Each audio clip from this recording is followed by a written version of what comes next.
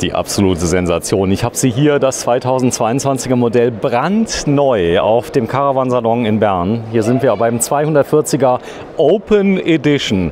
Und das, was ihr gleich erleben werdet, das ist etwas ganz Neues. Das ist kein normales Wohnmobil.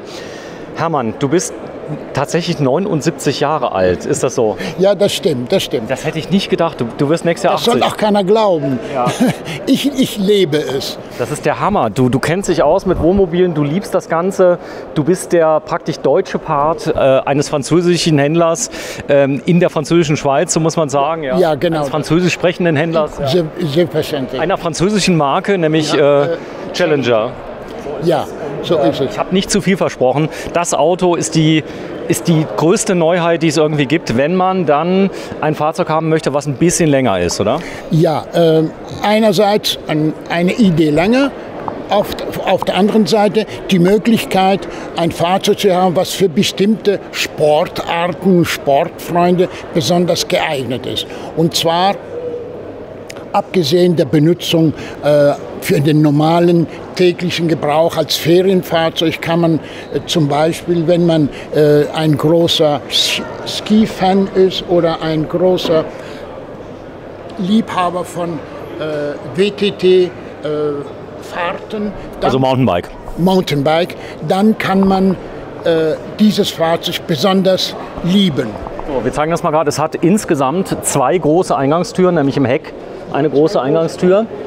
Man kann also hier Fahrräder reinstellen, du kannst hier alles machen. Es ist unglaublich flexibel benutzbar. Du kannst also mit dreckigen Schuhen hier reingehen, kannst dich hier ausziehen, kannst die Sachen... Hängt vom Wetter ab. Man kann auch die Schuhe auswärts ausziehen, selbstverständlich. Ja, man kommt dann direkt sauber in die... Komm, wir gehen mal gerade auf die andere Seite und zeigen das mal. Ja. Denn das ist wirklich unglaublich. Sowas habe ich noch nie gesehen. Und Challenger hat es möglich gemacht. Die wollen es aber auch wissen mit den Grundrissen, oder? Das heißt, die wollen alles ein bisschen neu machen, ein bisschen anders. Ja. Und hier siehst du hier die Hecktür, die Leute gehen schon rein.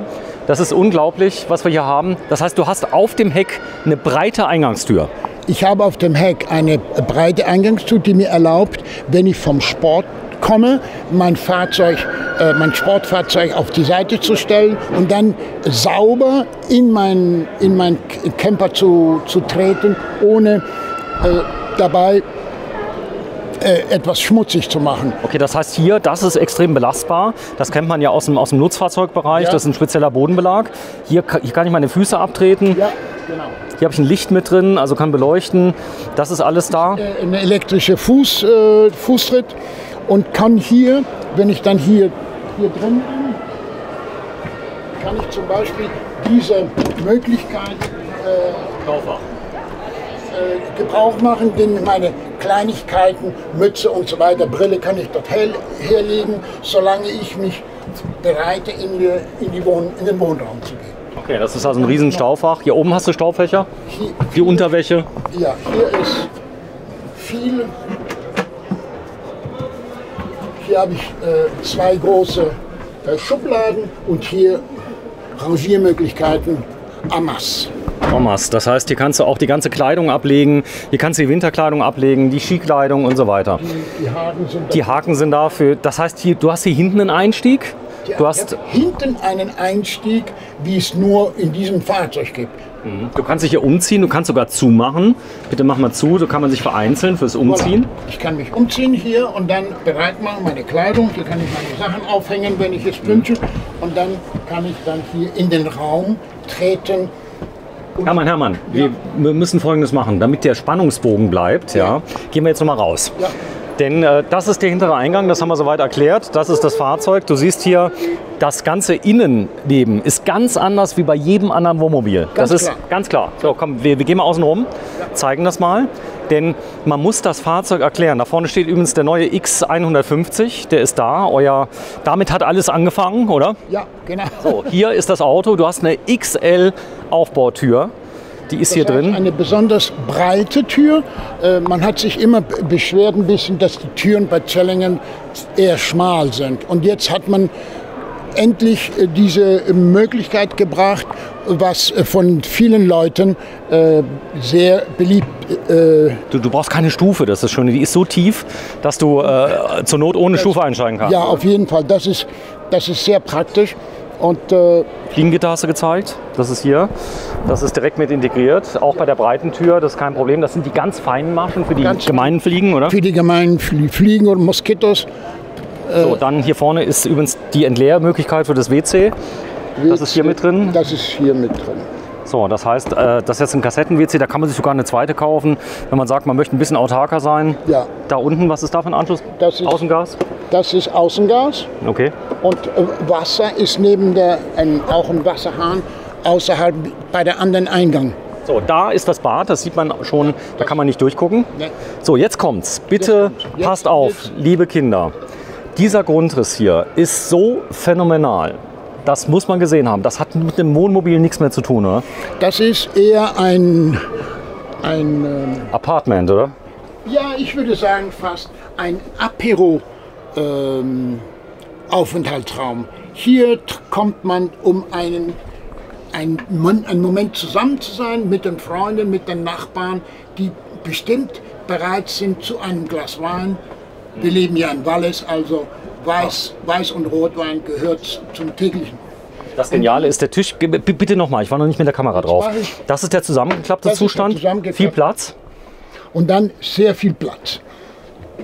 Ich klappe auf und habe jetzt hier automatisch meinen Platz verdoppelt und kann hier die Magnete lösen und hier die Sitzmöglichkeit erweitern. Hier gibt es noch einen Sitz. Die beiden Fahrersitze plus hier all das kann ich alles so einrichten, dass ich für 6, 7, 8 Personen ohne weiteres sitzen kann. Hermann, warte mal kurz. Ich zeig das mal gerade. Wenn du dich mal gerade da hinsetzt, bitte. Ja. Du bist ein großer Mann. Ja. Trotz deiner fast 80 Jahre bist du 1,93 Meter, glaube ich. Du bist echt groß. 1,87 Meter. Ja. So, und dann siehst du hier, das ist eine richtige Bank. Eine Sitzbank. Ja, eine richtige Sitzbank. Man sitzt gemütlich und ist so richtig zum Klönen. Zum Klönen, wie du sagst. So, dann hast du hier die Möglichkeit, die Sitze zu drehen. Das ist das Geniale. Du hast hier oben riesen Ablagemöglichkeiten direkt über dem Fahrerhaus. Die nicht unbedingt die auf den Kopf fahren, wenn du bremst. Ja, so ist es. Dann kannst du dich hier hinsetzen. Dann hast du hier, ich sag mal, ein Möbel. Da könntest du einen riesen Fernseher draufstellen, theoretisch, oder? Ja. So, der da ist. Man kann aber auch so eine Beamer-Leinwand runter machen, kann das festmachen. Aber die Überraschung hatte ich für den letzten Moment vorbereitet. Bitte. Und zwar, wenn ich jetzt hier das hebe, Kuckuck, Kommt der Fernseher hoch. kommt der Fernseher hoch. Da habt ihr jetzt einen Mini-Fernseher, da ginge noch ein viel größerer, oder? Ging noch ein viel größer rein. Gut, das kann jeder Eigentümer dann selbst entscheiden, was für ein Modell er wünscht. Aber auch damit ist es schon... So, Hermann, du musst dich mal gerade hier reinlümmeln, hier in die Ecke, weil die bietet, bitte mal, genau, mal so lassen den Fernseher, wie er ist. Ja. Bitte mal reinlümmeln in die Ecke, mal so ganz rein, flitz dich da mal rein, so mal schön in die Ecke und jetzt bist du so hier am Gucken. Das macht Spaß, oder? Ja, das ist herrlich, wenn man sich so richtig ausruhen kann nach dem Mountainbike. Du fährst noch Mountainbike? Wenig. Okay. Bitte nochmal den Tisch einklappen, weil der ist ja jetzt so, ich finde den genial, wenn er eingeklappt ist, dann nimmt er viel weniger Platz mit, du kannst trotzdem noch dein Rotweinglas hinstellen, das ist da, aber du schaffst damit richtig Raum, also dadurch, dass du den zusammenklappen kannst. Das ist glaube ich, auch das Ziel von dem Erfinder dieses Grundrisses, dass er sich sagte, man muss etwas finden, was man vergrößern, verkleinern kann, ohne dass es nicht unbedingt im Weg steht. So, die Breite von dem Fahrzeug? Normal 2,35. 2,35. Also ich habe hier einen Raum, da kann ich tanzen. So, jetzt kann man diesen Tisch absenken, korrekt? Den Tisch kann man absenken und ich kann, wie bei den anderen Modellen, das Hubbett auf die gewünschte Höhe. Hier ist eins der größten Hubbetten am Markt. 1,60 Meter Breite, 2 Meter Länge. Das ist hier drüber. Und du bist 1,87 Meter.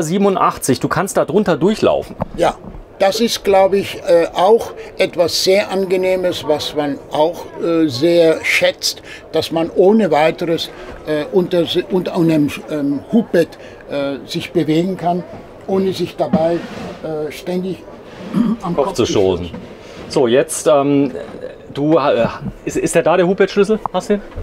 Ja, ich habe ihn. Hab ihn, denn es gibt einen Schlüssel. Es gibt dazu nämlich eine Sicherung, dass die Kinder nicht damit rumspielen. Und man kann das Hubbett nämlich abschließen. Und dann kann nur derjenige, der den Schlüssel hat, kann es dann auch bedienen. Das machen wir jetzt mal gerade. Jetzt ist es aktiviert. Der Schalter ist wo? Der Schalter ist hier. Also erstmal der Tisch. Das ist der Tisch. Warte mal, den Tisch fahren wir elektrisch runter. Stark, oder? Ja, das ist fantastisch. Sind jetzt noch irgendwelche Polster wegzunehmen eigentlich? Wie bei dem anderen? So, jetzt ist er unten. Jetzt kann ich da in den... Ich kann praktisch... So, das sind so Querpolster, die machen wir mal darüber. Der Fernseher darf da bleiben eigentlich? Der Fernseher kann... Ja. Kann runter, der dürfte auch da bleiben, glaube ich sogar. Jetzt fahren wir mal runter. Hermann, Kopf weg. Ja. Und die Eisenbahn beginnt. So. Oh, ist das ein Hubbett? So, jetzt könnte ich hier anhalten, dann könnten Leute noch drunter sitzen, kleine. Wenn ich kann hier die Leiter Einhängen. einhängen Ja. und kann das so benutzen, wenn einer schlafen will und der andere unten meinetwegen noch ein Glas Wein trinken will oder lesen. So, ich zeige das mal gerade. Das ist das Hubbett und das ist so groß, unvorstellbar. Ja. So, jetzt geht es noch weiter. Jetzt kann ich mit dem bequemen Einstieg es weiter runterfahren. Und das Ganze geht auf Bändern, das heißt also nicht hier irgendwie Spindel oder so, und habe eine Einstiegsposition, die ist so tief, dass du keine Leiter mehr brauchst, Hermann, oder? Das ist nämlich auch ein großer Vorteil. Ich kann diese Einstiegsposition meiner Größe nach einprogrammieren. Und dann hält er dort an, wo ich ihn programmiert habe. Wer merkt die? Ähnlich wie eine Heckklappe beim Auto. Genau. Ja, sowas Ähnliches. Okay. Und ich muss zur Sicherheit sagen, wir haben an diesen Betten jeweils zwei Gurte. Nein, nicht nur zwei Gurte, zwei Schienen. Ach so, zwei Schienen. das kann ich nicht bewegen. Das kann sie nicht bewegen, das ist sehr stabil. Warte, ich zeig's mal. Da sind die Schienen daneben, das sind so Aluschienen, da läuft das drin. Ja, und dann gibt es vier Gurte, die das alles zusammenhalten. Und jetzt kommt die Strompanne. Ja. Und dann? Der Elektromotor, der ist kaputt. Dann kann ich oben dort eine Kurbel einsetzen und das Bett rauf oder runter kurbeln. Dann bin ich nicht in der Panne, sollte ich mal ein Stromproblem haben. Strom oder, du bist in Ostpreußen geboren, oder? Nee, auf Kanarischen Inseln. Auf Kanarischen Inseln bist du geboren. So, und du bist Baujahr, was bist du nochmal? 42. Ich muss dich feiern. Du bist der geilste 79-jährige Verkäufer von Wohnmobilen, den ich je kennengelernt habe. Aber das hält jung, oder die Arbeit? Ja, unter anderem. Vom Beruf bin ich Hotelier, Restaurateur. Ja. Das habe ich ein paar Jahre lang gemacht. Also 40, und dann wurde das ein bisschen langweilig. Kinder sagten, wer ist dieser Mann, der abends so spät nach Hause kommt und morgens so früh wieder weggeht? Ja. Also, und dann, Achso, das warst du. Okay. Und dann musste ich mir was anderes einfallen lassen und habe dann... Also was ich toll finde hier ist, du hast ein Riesenbett, du kannst die Bettauflagen liegen lassen. Du hast so einen bequemen Einstieg. Wenn du mal gerade drauf gehst, du bist ja jetzt 79 Jahre alt, hast gar keine Mühe, gut, du bist ultra fit, muss man sagen. Das geht. Du brauchst keine Leiter hier drauf, du kannst dich einfach draufstellen. Das ist doch genial, oder? Besseres kann man sich gar nicht vorstellen. Wenn man an die Zeiten denkt, wo es nicht so bequem war, wo man umbauen musste und Zeit. Heute geht es mit ruckzuck. So, das heißt, ich habe das Bett nicht verschenkt, sondern ich fahre es hoch, wenn ich es nicht brauche. Leg die mal bitte hin. Du bist ja jetzt 1,93 Meter. Du könntest entweder, wenn du kürzer wärst, können 3 Leute quer schlafen, sogar das Kind noch in der Mitte. Oder jetzt kannst du endlich mal, du kannst komplett gerade schlafen, oder? Ich kann komplett gerade schlafen. So, du bist ja jetzt echt groß, muss man sagen, ja. Und du würdest nicht so schlafen. Wenn du mal so schläfst, wie du normal schläfst, zeig mal, so ein bisschen quer und dann... So, sehr schön. So, Hermann, dann geh noch mal runter. Ich fahre es noch mal hoch. Ey, ich bin so begeistert von dem Grundriss. Das Geniale hier ist aber noch diese Trennwand, die du hier mit dazu hast. Und wir werden gleich mal die Küche zeigen. Das machen wir gleich. Ich fahre es mal gerade hoch. Fahr mal hoch. Das Bett ist in ungefähr 30 Sekunden hochgefahren. Danach hast du den kompletten Platz. Du musst nichts umbauen. Du kannst den Tisch elektrisch wieder Das Bett, da ist noch eine kleine Leiter drin und das sind Lattenrost, ein Lattenrost, also ist alles... So, das fährt hier in der Schiene drin, hier sieht man es schön. Zack. Zack. So, jetzt ist es oben. Hier kann die Bettdecke, das ganze Bettzeug kann dort untergebracht werden, ohne dass es irgendein... Das Licht geht automatisch dann wieder an, oder? Das Licht geht dann automatisch wieder an. So, jetzt hast du hier drunter, hast du Heizung oder was ist hier drunter? Hier drunter haben wir bei Stand am Campingplatz, kann ich über Netz elektrischen Bodenheizung. Fußbodenheizung. Ja. Sonst habe ich Dieselheizung wie in den anderen Fahrzeugen ebenfalls. Okay, ich habe eine Dieselheizung, ich habe einen Gasboiler, das ist getrennt, wie man es vom Wohnwagen kennt. Das ist ja so da immer. Ja. Das ist glaube ich, auch der gleiche Boiler von Thuma. Ja, der gleiche Boiler. Dann hast du hier oben eine Webasto Standheizung ist mit drin, die geht auf Diesel. Das geht mit dem Fahrzeugtank und dann hast du ein CBL-Bedienpanel, was toll ist, bewährt. Kannst du nichts falsch machen. Ne? Praktisch ist zu wissen, wann die Batterien geladen sind, wenn man länger steht, wie die Ladung ist und wie der Sonarpanel nachlädt und dann die Menge, was an Wasser fehlt, was ich an Wasser verbraucht habe, was ist Schmutzwasser und so weiter. Diese ganzen Details sind wichtig, dass man die vom... Schöne Details hier. Gläserhalter mit drin für Weingläser mit Korkauflage, dass sie nicht klappern. Das ist direkt mit drin. Aber allein die Küche oder die Schränke, guck mal hier der Schrank, mach mal auf bitte. Das ist doch nicht normal. Du hast einen riesen Kleiderschrank direkt am Eingang. So, den kannst du benutzen. Mit Stange. Mit Stange. Ja. So, du kannst die ganzen Skisachen, die Jacken, die was weiß ich, einfach unterbringen. Und dann kann man natürlich immer noch einen Haken dazu zimmern, wenn man es wünscht. Es gibt jetzt neue Klebehaken, hast du schon gesehen? Ja, die genialen mit der großen Auflagefläche. Mit der großen Auflage. Das ist toll. So, großes Heki, du hast viel Licht hier, du hast vorne noch ein Fenster. Guck mal hier vorne. Ich zeig mal gerade, dass man das Ganze mal sieht, wie groß die Ablageflächen hier sind. Da hast du fast einen halben, dreiviertel Meter Ablagefläche noch mal drauf. Da kannst du dann Jacken noch mal unterbringen, leichte Sachen. Und all das, was man so während der Ferien gebraucht, Atlas und Zeitungen und Bücher. Die Leselampen, guck mal, wie süß. Voilà. Das ist toll gemacht. Ja. So, geht er dann drauf. Dann ist das Verdunklungssystem von Remy ist eingebaut von den Seiten, ja, also direkt. An den Türen und an der Front ist... Warte, ich deute es nur mal gerade an, dass man das sieht. Das ist hier drin, das ist jeweils in den Türen eingebaut. Das kann man ruckzuck verdunkeln. Ja.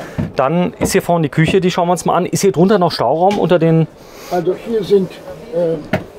ist von der Technik, oder? Das können wir hier mal schnell gucken. Also hier ist der Boiler. Okay. Hier habe ich einen Stauraum. Oh, groß. Schuhe, egal.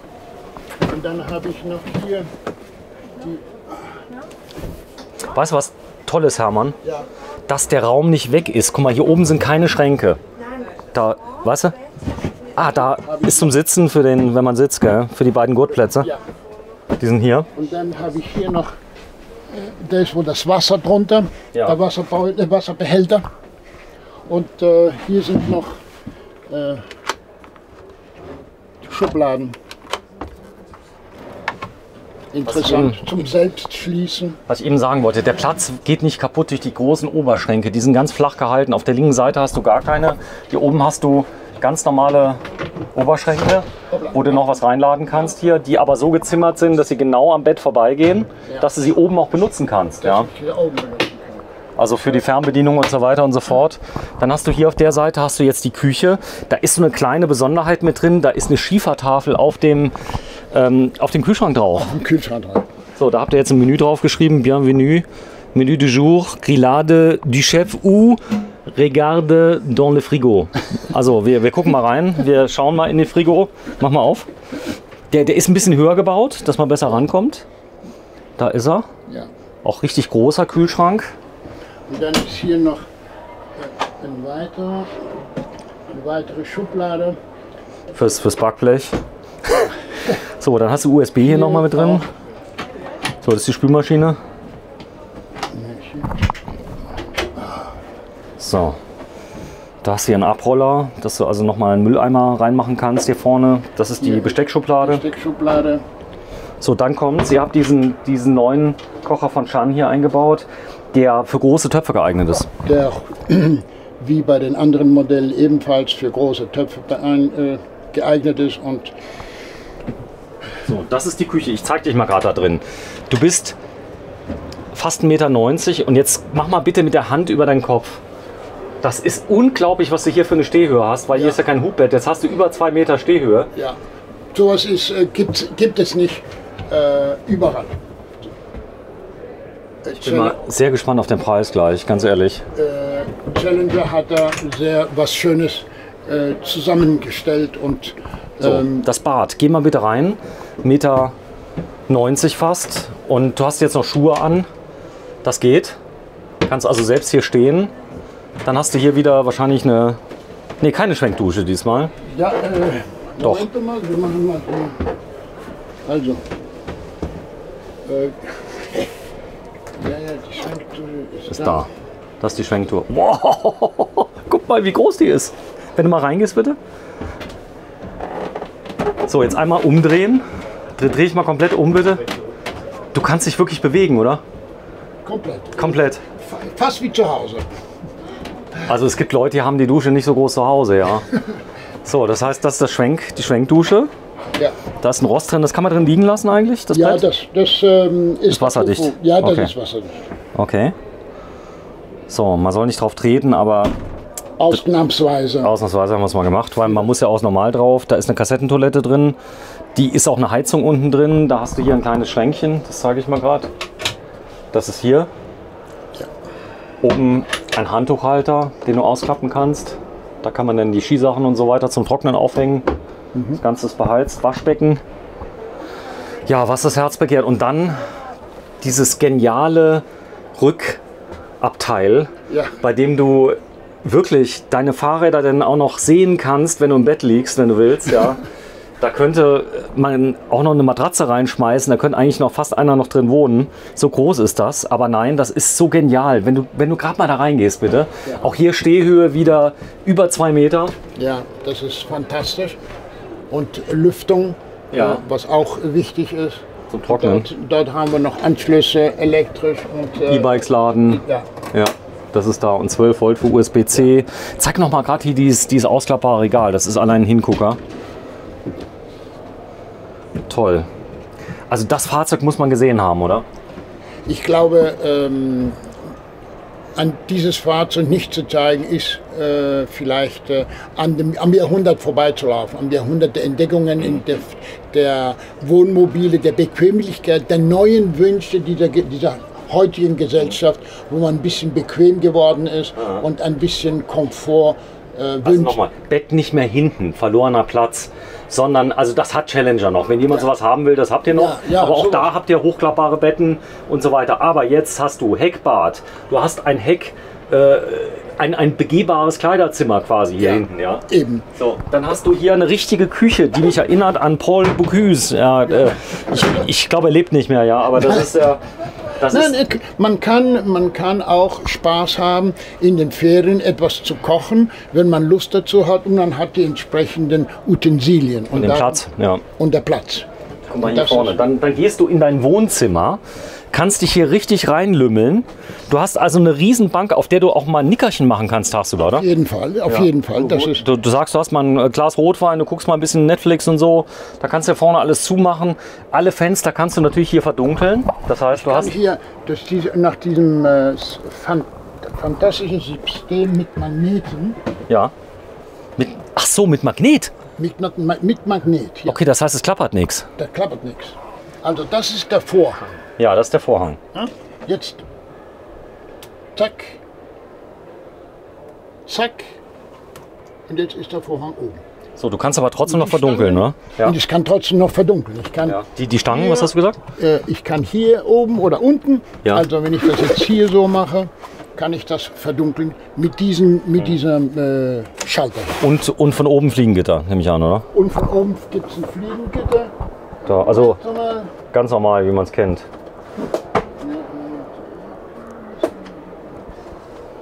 Ich muss das noch... Genau. So. Hier, das ist schon. Ich muss... So. Das ist das Fliegengitter. Ja, das ist das Fliegengitter. So, phänomenal. Warte mal, ich mach's mal gerade rein. Jetzt ist es drin. Jetzt ist es drin. So, und jetzt kannst du beides auf einmal verschieben. Ich kann nicht beides auf einmal... so, das wäre jetzt praktisch so die Nachtposition. Nachtposition und kann vielleicht natürlich die Fenster ausschwenken, damit ich eben frische Luft habe, wenn es nicht zu kalt oder zu warm ist. Ne? Hermann, komm, wir machen Schluss. Wir haben das Auto gezeigt, jetzt müsst ihr es selber erleben. Also eine riesen Lounge-Sitzgruppe. Ich zeige noch mal kurz den Hermann, wie viel Platz man hier drin hat. Guckt euch dieses Auto an und wir reden mal ein bisschen über Kohle. Denn man muss leider ein bisschen Geld mitbringen, 240 Open Edition, aber es ist sein Geld wert. Es kostet, wie es hier steht, 34.860 €. War Spaß, 74.860 €. Ja, voilà. 66.370. Da geht's los. Da geht's los. Und wenn wir hier ein optionales Zubehör nehmen, und zwar die 16 Zoll Alufelgen mit dem Radio Bluetooth, auf Touchscreen und Bedienung am Lenkrad, mit der Rückfahrkamera natürlich, die artig isolierten, beheizbare Abwassertank, Fahrerhausvorhänge außen, Winterabdeckung für Kühlschrankgitter, Dieselheizung und Fußbodenheizung und als Zubehörpaket Markise mit der Solaranlage. Alles zusammen 74.860 Schweizer Franken. So, die Schweizer legen ja Wert auf 3,5 Tonnen. Das geht, wird aber eng. Das geht aber eng. Hier gibt es 400 Kilo Zuladung. So, jetzt kann man auflassen, ne? Jetzt kann man natürlich auflassen, das lässt sich auch machen. Gehört die entsprechende Bewilligung dazu und dann lässt sich das auch machen. Wir brauchen einen Führerschein, das ist klar, aber würde Sinn machen, kann man später immer noch machen. Man kann also anfangen mit 3,5 Tonnen und dann Papier auflassen. Ja, das geht ja. Grundsätzlich ist das relativ leicht zu machen. Das kann man bei jeder Vertretung machen. So. Apparativ hast du eben gesagt, 8 Apparativplätze nennt ihr das in der Schweiz. Das sind so, wenn man sich abends am Skiurlaub trifft, so ein bisschen, man trinkt seinen Aperol Spritz. Ja, voilà. Und hier kann man es im Sitzen machen, draußen macht man es im Stehen. Und hier können wir uns im Sitzen, 8 Personen ohne weiteres, um den viereckigen Tisch, den wir vorhin auseinandergenommen haben. Toll, also 240 Open Edition.